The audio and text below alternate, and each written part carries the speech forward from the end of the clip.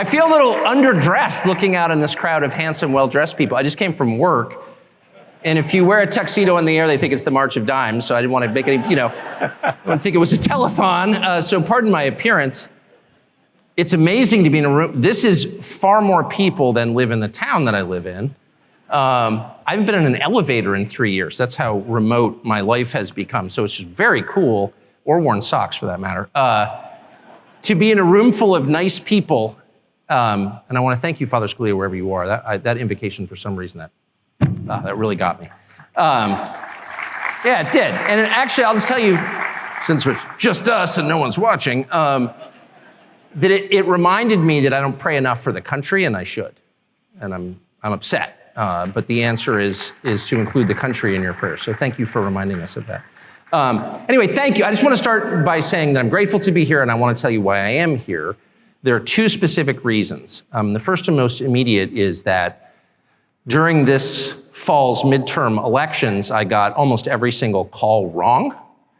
I typically don't weigh in on races because, what do I know? I don't actually cover politics. I'm not that interested. But this time I got so spun up and so emotional that I convinced myself there was this wave coming, this political liberation that was going to happen, and I told our viewers that in some great detail and introduced a series of candidates who subsequently lost as, the new governor of New York or fill in the blank. And it was so humiliating to be that wrong in public, often wrong, not usually in front of other people, that I thought I've just got to take some time off and think about why I was so unbelievably wrong. So I went pheasant hunting, not that it was the pheasant's fault, but that is kind of a way to clear your head. And I wound up, because bird hunting really is, again, not good for the birds, but very good for you. And I wound up in South Dakota with Kevin, among other people, including a couple of my college roommates. And I was so impressed by him as a person. And really, having spent my life in Washington, I can tell you, if you're not from here, the key question about anybody who runs any institution in Washington is, how false is this person? God sends messages, we can't immediately translate all of them. So I can't tell you what that meant. There clearly is meaning. The point is, the man who runs Heritage is not false at all. In fact, my assessment of him was, he's completely real. He's an honest person. He means it. He's not playing a role. And that was so thrilling to me to see that. And by the way, it was confirmed by one of Heritage's security people who was standing backstage with me, and I asked him, because the security guys always know, they're all former cops. They've seen everything. They have seen humanity in various states of drunken undress. Like, you can't shock them. And they know who's real and who's not. And I asked, what do you think? And one of them said to me, to my face, I would go to war for him. And I thought, and these are the kind of people who will tell you the truth. I mean, why would he lie to me? I don't even know his name, but he meant it. And so to see a leader, a real leader at the helm of an institution that matters, that has the kind of throw weight that Heritage does, was absolutely thrilling for me. Because the story of the last decade is the collapse of leadership, not of the population. The people remain noble and decent, so far as I can tell. I still live here, I'm never leaving. We have good people, we have terrible people in charge. And not just of our government, but of the institutions that I grew up in, the Episcopal Church, my high school. I could just go on and on and on. They're all run by weak people. And it's the same in marriage. Weak husband causes angry wife. Weak leaders cause an angry country. That's true. And to see someone who's not a weak leader at the helm of Heritage just thrilled me. So I wanted to come for that reason, just being totally blunt with you. And the second reason is to pay homage and to give some measure of thanks to Ed Fulner for giving me my first job, which changed my life. And to say I was not a promising hire would be an understatement. It's not false modesty. In fact, if anything, I'm underplaying it. But I was leaving college without a degree or a job and attempting to marry my girlfriend, which I subsequently did, and ran into this giant roadblock in the form of her Episcopal priest father who said, no, job first. And not only did I not have a job, I had no idea what I wanted to do. And so I applied to a couple of different places, the CIA, if you can even imagine, some boarding school in Rabat, because I thought, Morocco, lower standards, maybe they'll hire me. No. And I wound up at Heritage, as you heard, as a fact checker, copy editor at Policy Review, the quarterly magazine of the Heritage Foundation. And that job absolutely changed my life. I was paid $14,000 a year plus a $100 bill for Christmas, which Dr. Fulner gave out personally to the entire staff, at least half of whom went downstairs and bought liquor with it at the liquor store, which I think is now part of the intern housing. But it was a long time ago. It was so long ago I smoked in my office. That's how long ago it was. That's like riding a mule to work, just to put it in the context of American history. Smoke in your office? Yeah, I did. In fact, Matt Spalding told me to stop one day, and I thought, wow, this modernization program is moving too fast for me. I can't deal with it. I've always been conservative in the truest sense. But Matt, you were right, and I quit. And anyway. But yes, it was a long time ago. And in the course of that job, though I didn't get rich, to be honest with you, I did learn what I wanted to do with the rest of my life, which was become a journalist. And that was really under the guidance of a man called Adam Meyerson, who ran it, who was, that was 32 years ago. And to this day, he really is the kindest person I've ever worked for. Just kind and patient. And exactly, he thought I was completely nuts. He thought I was a lunatic. And I could tell he thought that. But he was patient with me through my entire year and a half there, helped me get my next job at a newspaper in Arkansas because no one else would hire me, but he set me up with this job. He walked into my cubicle and said, "Do you want to move to Arkansas?" And so I called my bride, who was a religion teacher at the local Episcopal school, and I said, "Do you want to move to Arkansas?" And what a wonderful woman she's turned out to be. And she said, "Of course. Is that near Colorado?" Quote. But she was willing to go there. Very much a Northeasterner at heart, but and we did, and we loved it. But I got there because Adam Meyerson felt that it was his job to help me get my next job, because his job was to train up reasonable people and put them in journalism, even if it meant sending them to Arkansas. And I was thinking about Heritage this morning in the shower, not a place I think about it, but I did today. And what makes it great, and one of the best things about Heritage over time, longitudinally, 50 years say, is that Heritage has always hired a lot of people. And that is an underrated thing. It really is. Giving people a job, even if it's 14 grand a year plus a $100 bill for liquor, you change someone's life. You put them on a trajectory. At least that's true for me. I mean, I had not succeeded in school, to put it mildly. And I did not feel, I always felt like I was smart. Not one other person felt that way. Until I got to Heritage. I'm not sure they were super impressed, but they treated me like an adult. Because they had high intellectual standards. They were standards of honesty. And the idea at Heritage when I worked there wasn't just that we're fighting this war against the other side, of course. But it did not logically follow from that at Heritage that you could say whatever you wanted. Just because the other side was rotten didn't mean you could be rotten. They really hewed to the highest standards of factual accuracy, to intellectual honesty. They really meant it. They did. And even if you didn't agree with them, they were very serious about it. They were intellectually serious people, every single person I worked with. The receptionist in the office at Policy Review was going to school at night to learn Russian. And then the week I started at Policy Review, the Soviet Union collapsed, which was an amazing thing. The coup against Gorbachev in the third week of August 1991 was the week I started at Heritage. And in retrospect, of course, you never appreciate the significance of things as they happen to you. You can't really know what the movie's about until it ends. But at the time, we didn't really appreciate how, well, two things. One, our entire political orientation was based on this war between the United States and the Soviet Union, this Cold War, but very much a war. And every part of our politics, as you well remember, those of you my age and older remember, every part of our politics revolved around that central conflict. We were in conflict with a country that was both anti-markets and anti-Christian. And that put in stark relief our own beliefs. And what would happen when that ended, when there wasn't that clear contrast? That's the first thing. And of course, the second thing is we could never have known the third week of August 1991, as we saw totalitarianism die, that it would ever come here. We just couldn't imagine that. We believe that victories were permanent. They're not, of course. That's the first lesson of history. Nothing is permanent except our own demise and God. But we didn't kind of get that. If you told me then that this week the Department of Justice would have indicted a group of people I don't agree with, by the way, on a lot of different issues, black nationalist socialists from Florida, okay, kind of not my demographic, but would have indicted them for criticizing the US position, the Biden administration's position on the war in Ukraine, and charged them with felonies for which they're each facing 10 years in prison. If you told me that could happen here, I would have laughed at you. No, we have a First Amendment. That can't happen here, but it has, that and a lot of other things, which are gravely unsettling, actually, in people who were rooted in the Cold War story and the reality of the Cold War, again, my age, 53, kind of know where that goes. So the purpose of my talk, which by the way, I will keep brief, I'm an inveterate talker, I can literally talk forever.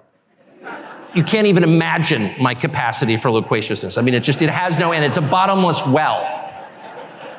If you dropped a quarter off the observation deck of the Empire State Building, how long would it take to hit the sidewalk? That was always what we talked about when we were kids. You would never hear it, in my case. I can literally go on first. So I will stop, and Kevin and I are going to have a conversation which I think will be much more edifying. But I would just say two things about the present moment, because I think about them all the time. And I brood on this constantly. And then I take every afternoon, because fundamentally I'm Swedish, I take a sauna every day. As a rest, I do, I'm not kidding, every single day, never miss it. And my whole family does. It's like our one cultural contribution. Oh, we're Swedish, ooh, it's a very deep ethnicity. Oh yes, a lot of Swedish traditions. You should hear our comedy, it's hilarious. But the one thing I do is take a sauna to kind of get out of my head and get away from all this stuff, and I never can, and I just use my time in the sauna to brood more. But here are two conclusions I've come to, which I think are slightly less depressing than the most obvious, which is the country's really going at high speed in the wrong direction. Yeah, no kidding. Like in ways that are just unfathomable. And for people my father's age, for example, who's 82 and such a decent man, and I could go on forever about my dad, who I saw this morning, was born in an orphanage called the Home for Little Wanderers in Boston, and became a success and the head of a federal agency and served in the Marine Corps and sort of lived the America that you imagine is possible for people who are smart and try hard and all that. For people of that age, it's too much, actually. The change is too abrupt. They can't metabolize it, really. It's too horrifying. But for those of us who are still engaged in trying to figure out what this means and not just repelled by it, I would say two things that I think we're thinking about. The first is you look around and you see so many people break under the strain, under the downward pressure of whatever this is that we're going through. And you look with disdain and sadness as you see people become quislings, you see them revealed as cowards, you see them going along with a new thing, which is clearly a poisonous thing, a silly thing, saying things they don't believe because they want to keep their jobs. If there's a single person in this room who hasn't seen that through George Floyd and COVID and the Ukraine war, raise your hand. Oh, nobody? Right, you all know what I'm talking about. And you're so disappointed in people. You are, and you realize that the herd instinct is maybe the strongest instinct. I mean, it may be stronger than the hunger and sex instincts, actually. The instinct, which again is inherent to be like everybody else and not to be cast out of the group, not to be shunned, that's a very strong impulse in all of us from birth. And it takes over, unfortunately, in moments like this, and it's harnessed, in fact, by bad people in moments like this to produce uniformity. And you see people going along with this, and you lose respect for them. And that certainly happened to me at scale over the past 3 years. I'm not mad at people, I'm just sad, I'm disappointed. How could you go along with this? You know it's not true, but you're saying it anyway? Really, you're putting your pronouns in your email? You're ridiculous. But no one else thinks it's ridiculous. Oh no, it's your pronouns in the email. What does that even mean? What does it even mean? You're saying things you can't define. LGBTQIA+? Who's the plus? The plus is invited to my show anytime. Find a plus and I'll interview him. What's it like to be a plus? Am I a plus? I'm serious. I feel like I'm an addition. Does that make me a plus? No one even knows what it is. And the whole society, LGBTQIA+. All right, what's the plus? Oh, shut up, racist. Okay. So you reach that place and you feel, and this is one of the reasons, Father Scalia, I was actually overcome a little bit with emotion as you prayed, because I realized that I was so upset by the behavior of some people I love, frankly, in a country I revere and always have, that I wasn't praying for the country. That's on me, and we all should be. But back to my point. So you see the sadness happening. But there is, as there always is, this is a fact of nature and theology and of observable reality, there is a countervailing force at work always. There's a counterbalance to the badness. It's called goodness. And you see it in people. So for every 10 people who are putting he and him in their electronic JP Morgan email signatures, there's one person who's like, no, I'm not doing that. Sorry, I don't want to fight, but I'm not doing that. It's a betrayal of what I think is true. It's a betrayal of my conscience, of my faith, of my sense of myself, of my dignity as a human being, of my autonomy. I am not a slave. I am a free citizen, and I'm not doing that. And there's nothing you can do to me to make me do it. And I hope it won't come to that. But if it does come to that, here I am. Here I am. It's Paul on trial. Here I am. And you see that in people, and it's a completely unexpected assortment of people. I'm really interested in cause and effect, and as I noted at the outset of my remarks, and my ability to predict the future, working on that. But because I'm sort of paid to predict things, I try and think a lot about, what connects certain outcomes that I should have seen before they occurred. And in this case, there is no thread that I can find that connects all of the people who've popped up in my life to be that lone brave person in the crowd who says, no, thank you. You could not have known who these people are. They don't fit a common profile. Some are people like me. Some of them don't look like me at all. Some of them are people I despised on political grounds just a few years ago. I could name their names, but you may not even know about their transformations, and I don't want to wreck your dinner by telling you who they are. But there's in one case someone who I made fun of on television, and certainly in my private life in vulgar ways, who was really the embodiment of everything I found repulsive, who in the middle of COVID decided, no, I'm not going along with this. And once you say one true thing and stick with it, all kinds of other true things occur to you. The truth is contagious. Lying is, but the truth is as well.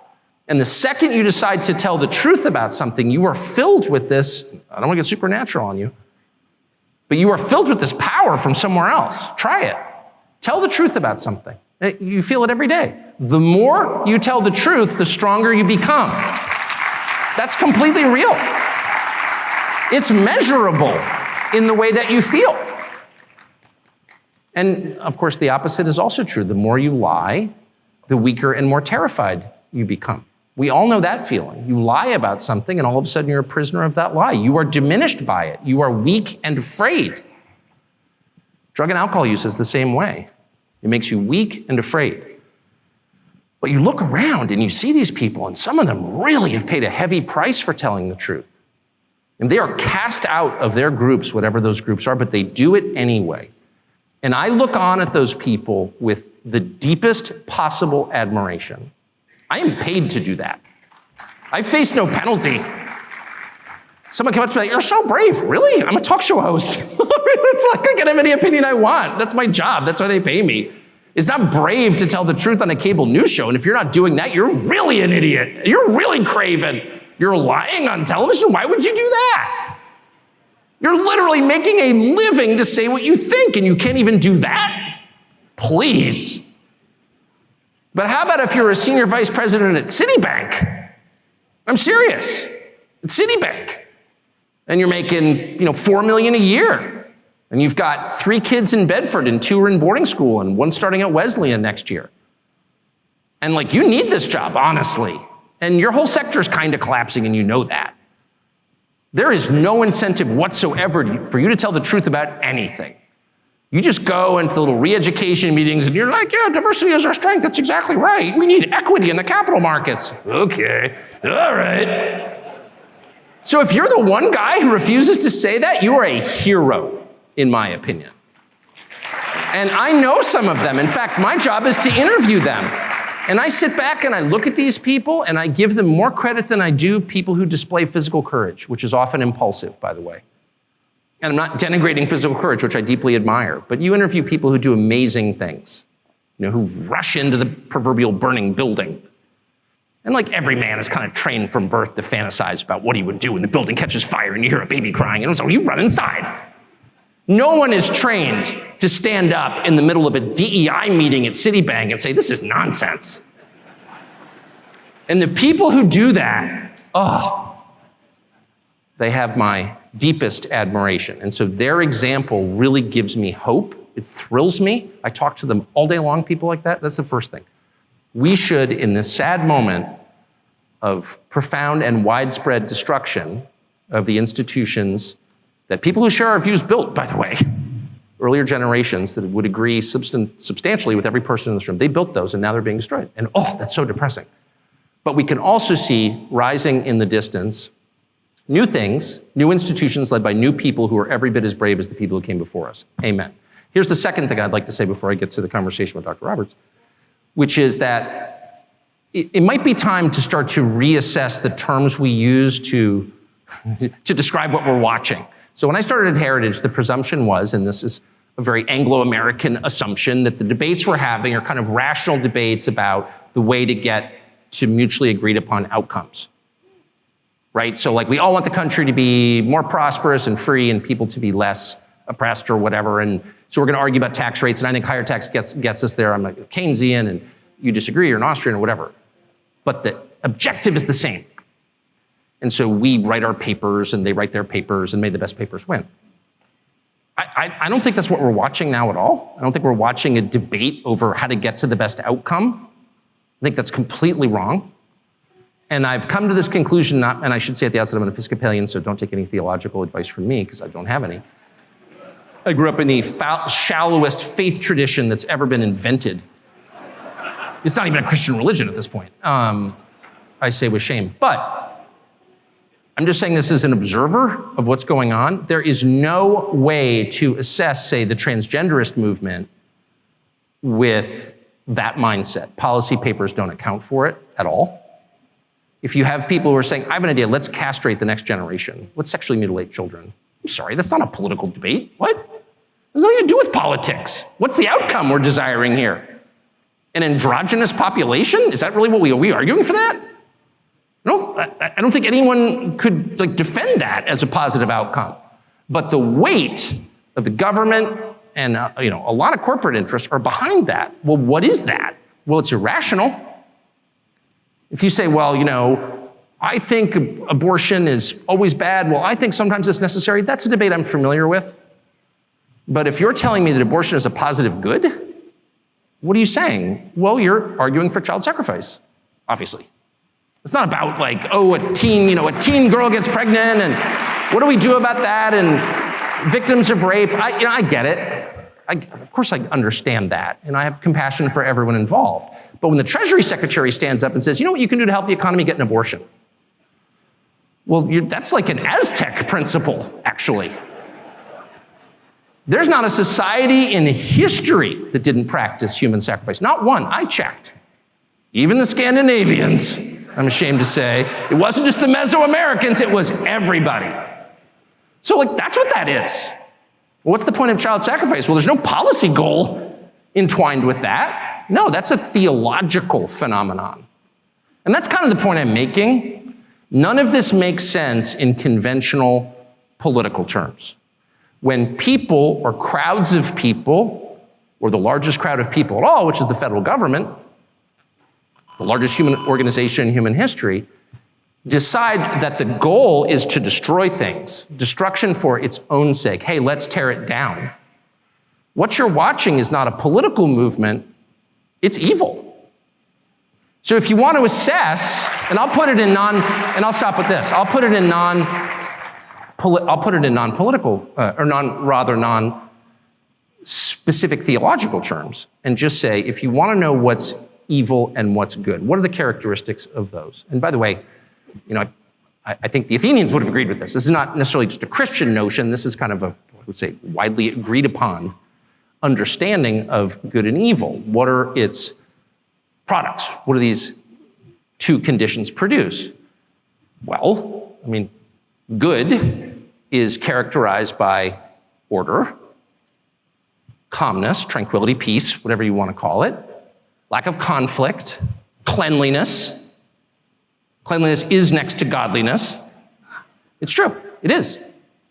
And evil is characterized by their opposites: violence, hate, disorder, division, disorganization, and filth. So if you are all in on the things that produce the latter basket of outcomes, what you're really advocating for is evil. That's just true. I'm not calling for a religious war, far from it. I'm merely calling for an acknowledgement of what we're watching, which is not what, and I'm certainly not backing the Republican Party. I mean, ugh. I'm not making a partisan point at all. I'm just noting what's super obvious. Like, those of us who are in our mid-50s are caught in the past in the way that we think about this. One side's like, no, I've got this idea, and we've got this idea, and let's have a debate about our ideas. They don't want a debate. Those ideas won't produce outcomes that any rational person would want under any circumstances. Those are manifestations of some larger force acting upon us. It's just so obvious. It's completely obvious. And I think two things. One, we should say that and stop engaging in these totally fraudulent debates where we are using the terms that we used in 1991 when I started at Heritage, as if maybe, I could just win the debate if I marshaled more facts. I've tried that, doesn't work. And two, maybe we should all take just like 10 minutes a day to say a prayer about it. I'm serious. Like, why not? And I'm saying that to you, not as some kind of evangelist. I'm literally saying that to you as an Episcopalian, the Samaritans of our time. I'm coming to you from the most humble and lowly theological position you can. I'm literally an Episcopalian, okay? And even I have concluded it might be worth taking just 10 minutes out of your busy schedule to say a prayer for the future, and I hope you will. Good job. Thank you.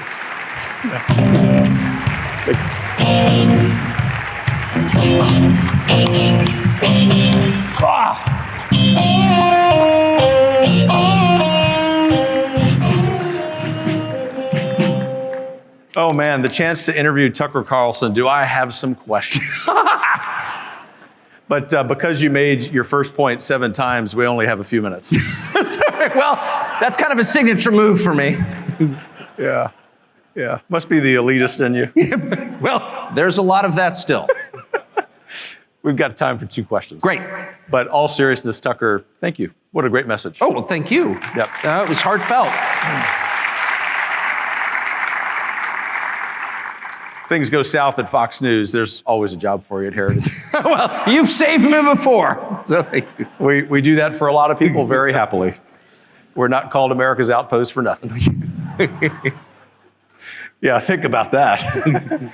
First question, all kidding and sarcasm aside. What do you think over the last 10 or 20 years, whatever timeline you think is appropriate, has changed the most?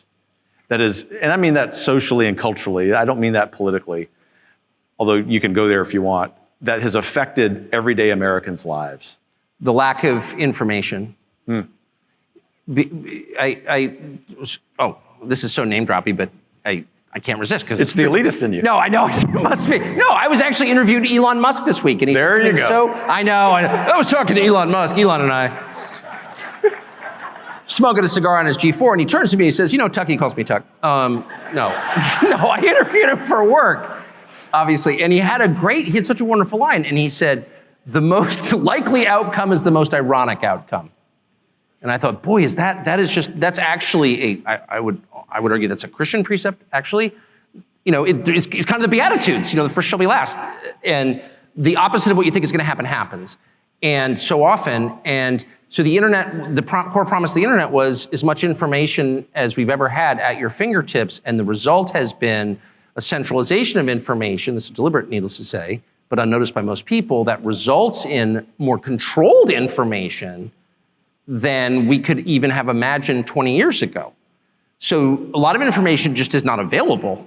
I mean, because it's digital and it's controlled by a small number of companies, the polling suggests that a lot of Americans, I don't mean like hundreds, I mean hundreds of millions of Americans, have no idea what's going on. They don't know the facts about certain things. That it's not just because they're dumb or they're distracted on their iPhones. The whole point of the iPhone was to inform you, and the net effect has been to make people completely ignorant of the actual facts, like the non-disputed facts about a lot of different things. And you saw this certainly during COVID. So that challenges the idea of democracy, which rests on the notion of an informed voting public, of a citizenry.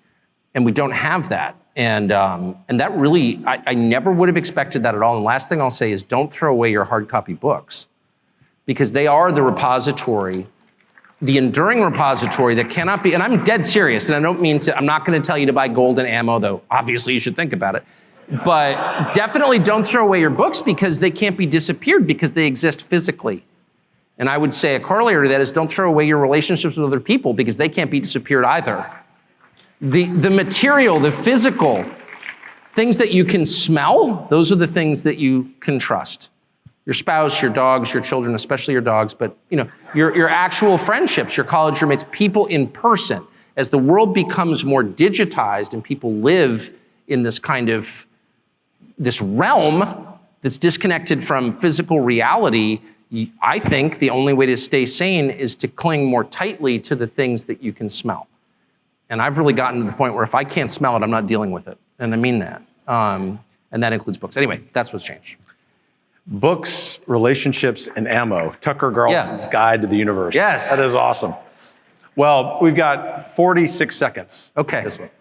And it's tight because we have two real treats, even after you. I talk too much, and my apologies. No, don't apologize. All great. I knew you were going to talk more than you said you would. Every time, ask my wife. And now we're down to 28 seconds. So when everyone wakes up tomorrow, whether they're staying here or they're able to go home, what should be top of mind for them to do in their local community? Oh, well, the very first thing you should do every single day is tell all the people you love that you love them, for two reasons. Because you do, and affirming things out loud makes them real. Words are the most important and most powerful thing that we have. And of course, I have an interest in saying that. If I sold Chryslers, I'd be like, cars are the most important thing. But words are, in the beginning was the word, and so articulate it. And that is also simultaneously an acknowledgement of a truth that we don't face, which is we don't know what's going to happen today. And we could die. That's the one thing that unites every person, is the certainty of death. And reminding yourself of that every single day will bring you, paradoxically, joy. I love you. That's the most important thing. What a wonderful response.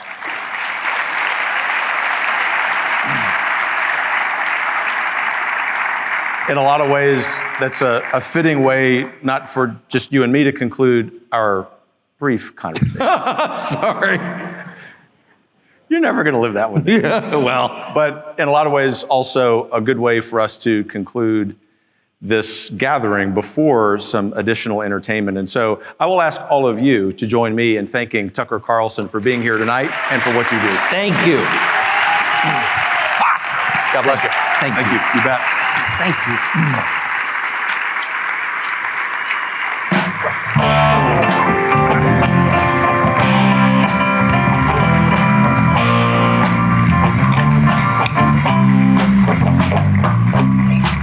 But we're not done yet. Thanks again, Tucker. So in a few moments, just a few moments, my friend and colleague Genevieve Wood will be here and tell you a little bit more about what we're going to do, but I wanted to leave you with one thought.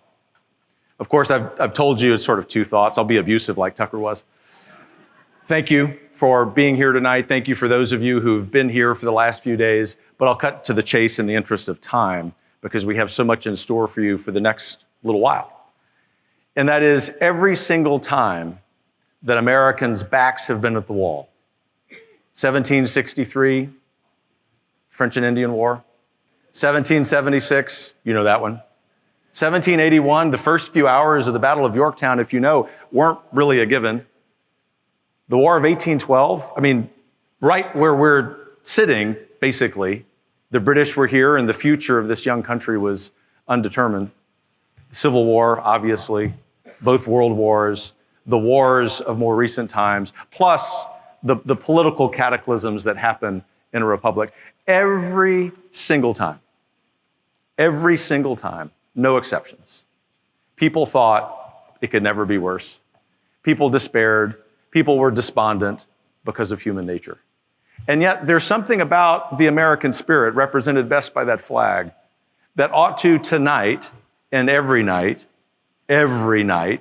instill in us a hopefulness about the future. Not just a perseverance, not just the great cardinal virtue of fortitude, which is kind of quintessentially American, but a hopefulness that as we fight, as we charge hills, as we bear the burdens we have, that we always know for the United States of America, bestowed with so many virtues as a society by our Creator, there's always more. Thank you for celebrating 50 years with the Heritage Foundation, and don't you ever doubt that when the chips are down, we're going to be there charging the hill with you. God bless you.